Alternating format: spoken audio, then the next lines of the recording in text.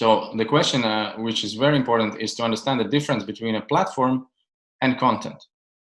In this diagram, we have shown like a ship, which is meant to be the platform, which delivers stuff. And then we have content, which is the boxes here on the ship, right? So I'll try to explain the difference between platform and the content. So platform, also known as LMS or Learning Management System, LXP as Learning Experience Platform, or platform, there are some other words too, which can mean the same thing. Usually is good for several things. One of the things, it ensures user logon and authorization. So you can make sure that John and Nancy and Lucy has access and that they can log in and authorize themselves. Okay. Second, platform ensures content curation. So you can make sure who learns what and when. Some advanced platforms also allow suggestions. So for example, if you have passed 3 courses, they will suggest the next course for you, either based on your progress or maybe based on if they have a large user base. Some really advanced platforms can also suggest next courses based on other learners' data who have done similar courses as you, kind of like Netflix suggestions.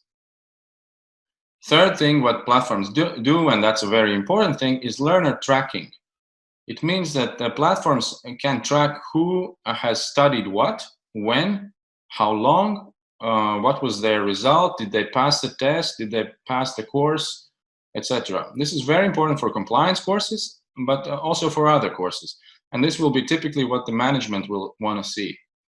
Has everyone passed, and what was the result, etc. Finally, some platforms also offer content creation. Usually this functionality is quite limited, so we don't suggest to use it. We suggest using platforms for this authorization, content curation, and learner tracking, and create content in software that's meant for creating of content. Okay, I have one more explanation, which is, I think, very, very important, and that's the tracking part, right? So how does that happen, and why is that important? So one of the ways how we can create content is, and I will touch upon it later in this webinar, is using authoring tools. But you can use any tool you want, or you can even develop the course or module yourself.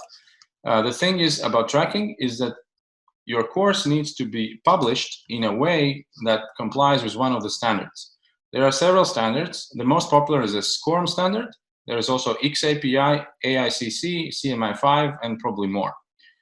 But the SCORM is the most popular and kind of like the industry standard, at least now. The other ones are gaining popularity too.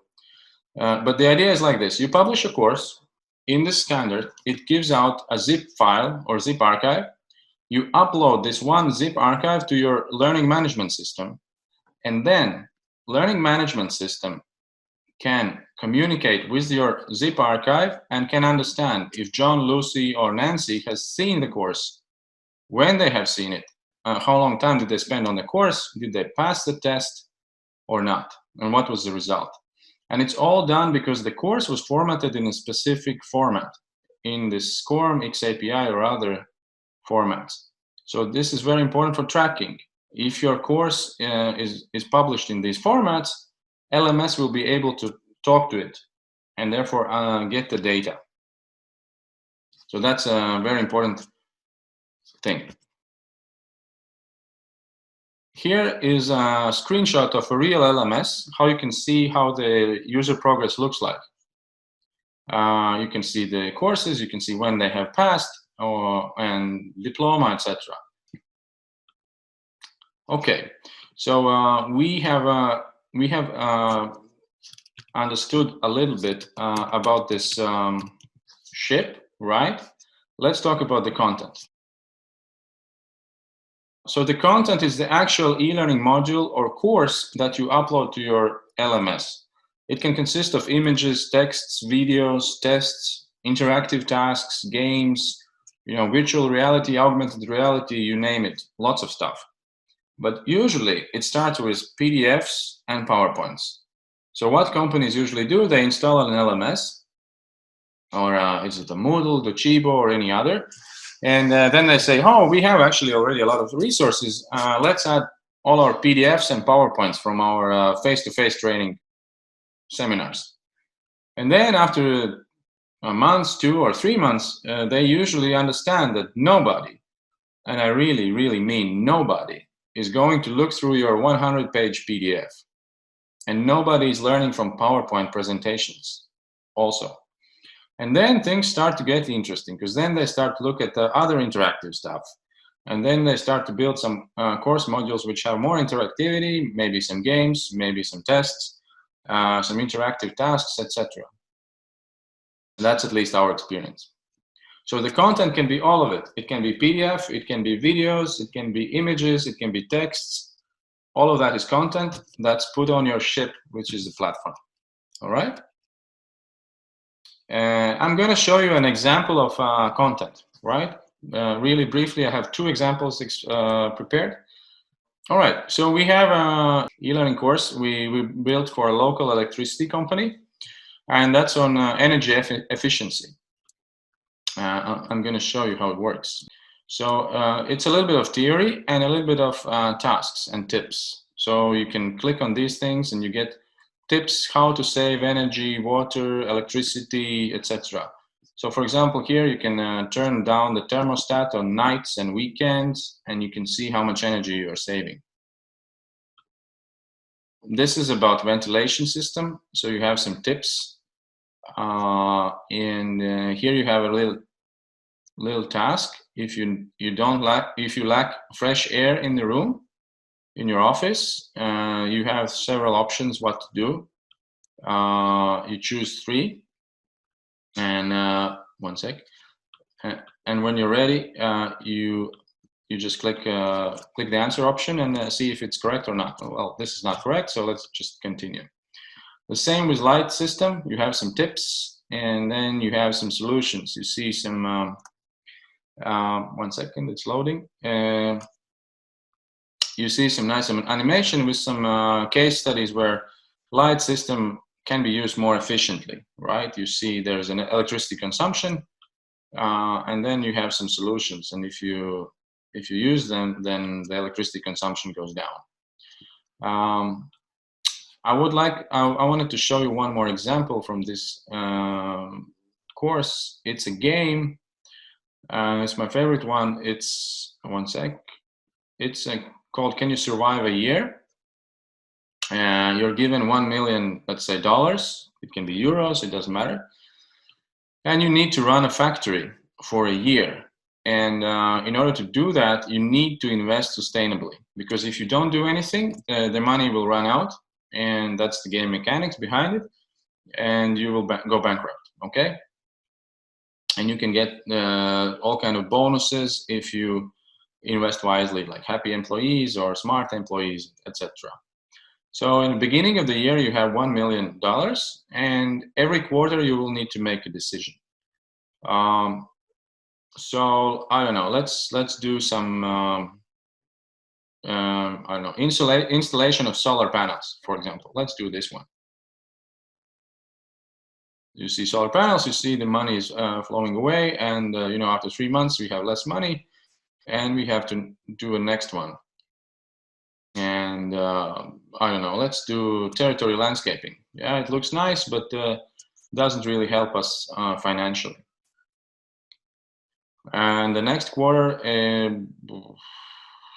don't know, let's do this one.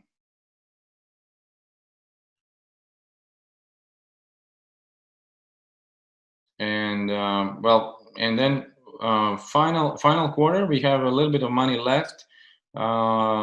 We could quickly do, let's say, waste recycling.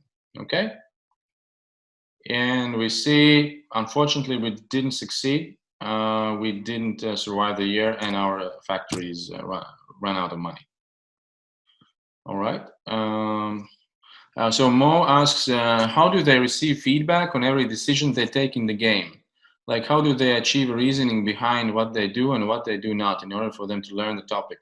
Well, this is a simple game. The idea was that you just look at the cost-benefit ratio And the whole idea was that basically you just need to understand that if you don't invest, you will lose money in the long run. That's the main learning, and that was added at the end in the next few pages. There was no individual feedback on each decision. There was a overall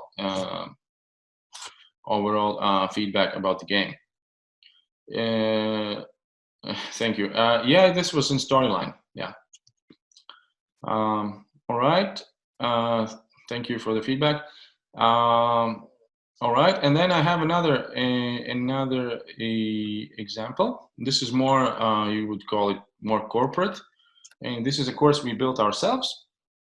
And this is a fire safety course in the workplace. But I think it's a good example of mid-level interactivity course, so that people who are not used to e-learning, you can see how it can typically look, right? So we have some basic theory and information about the course, how long it's going to take. We have some click and reveal interactivity. We see some actions that's happening. All right. So this is about the fire safety. You can see like why it's important and what are the responsibilities for employees and employers. Let's see what's else there. So yeah, this was built quite quickly, and it's basically a course template that we built.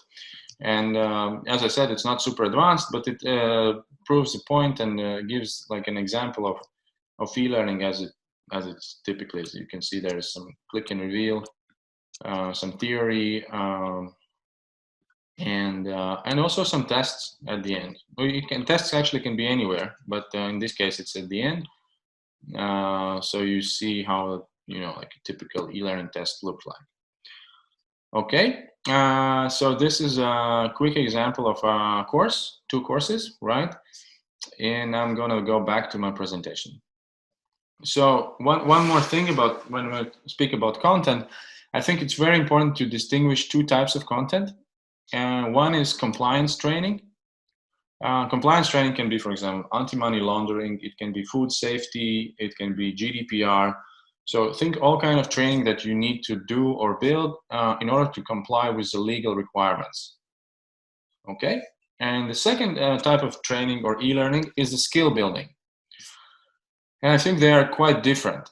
For example, I can tell an example of what our experience with the compliance training. So we had to build an AML course a few years back, and we really wanted to build something that's amazing, interactive and nice and super fun, and not like all those other AML courses, right?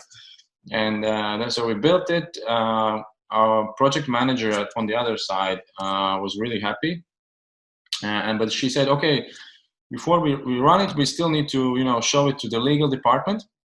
And then the legal department came, and then they said, hey, guys, you haven't included this, this, and this, because we included it only in the extra read more section. And the legal department said, no, you need to include it in the main course content.